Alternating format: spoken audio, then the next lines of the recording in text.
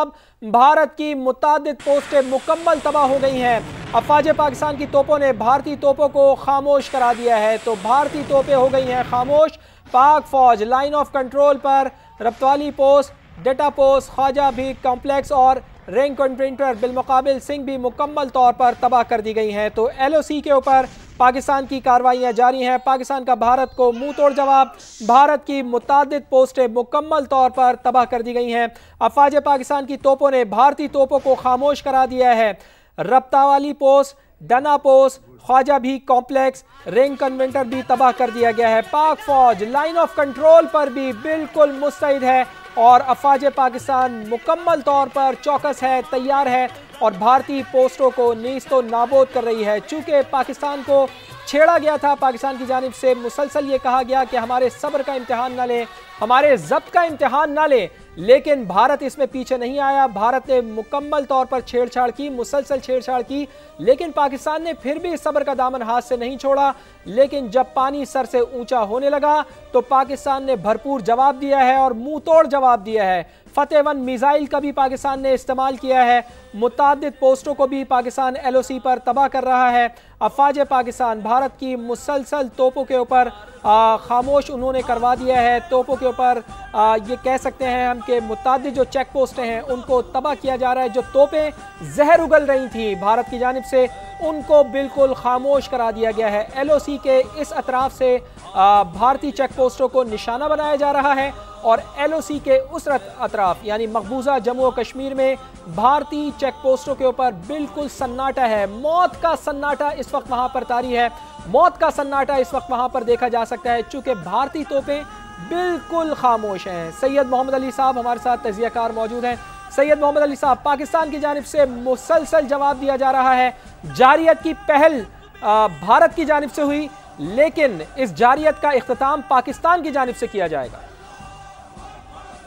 जी बिल्कुल, वो एक बड़ा मशहूर शेर है, मैं आपकी इजाज़त से अर्ज करूंगा।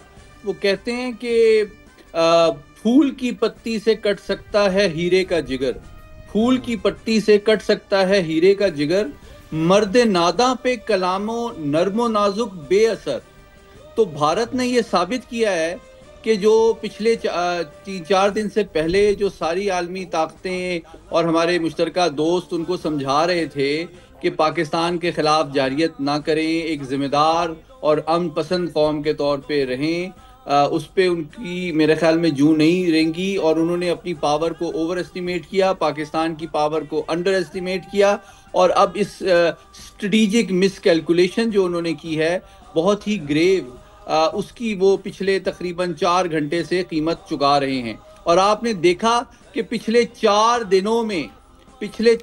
दिनों में उन्होंने जितना कुछ किया या करने की कोशिश की किसी भी डोमेन में, वो हमारे शाहीनों को ललकारने की कोशिश की, ड्रोन भेजने की कोशिश की, साइबर अटैक की कोशिश की, फेक न्यूज़ और डिसइंफॉर्मेशन के ज़रिए से अवाम को गुमराह और बददिल करने की कोशिश की।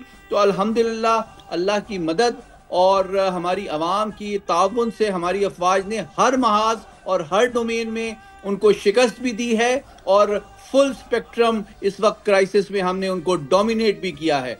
और आज आपने देखा कि 4 घंटे में हमने उनको वो सबक सिखाया है दुनिया की चौथी बड़ी ताकत को, जो कि वो 4 दिन में भी नहीं कर सके।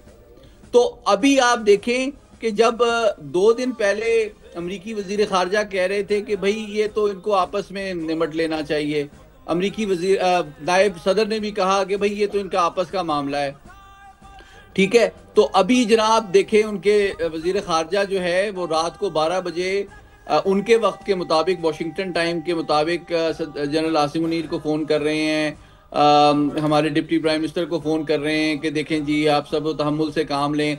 मुझे ये नहीं समझ आता कि पिछले 38 साल में ये 8वां कॉन्फ्लिक्ट और क्राइसिस है।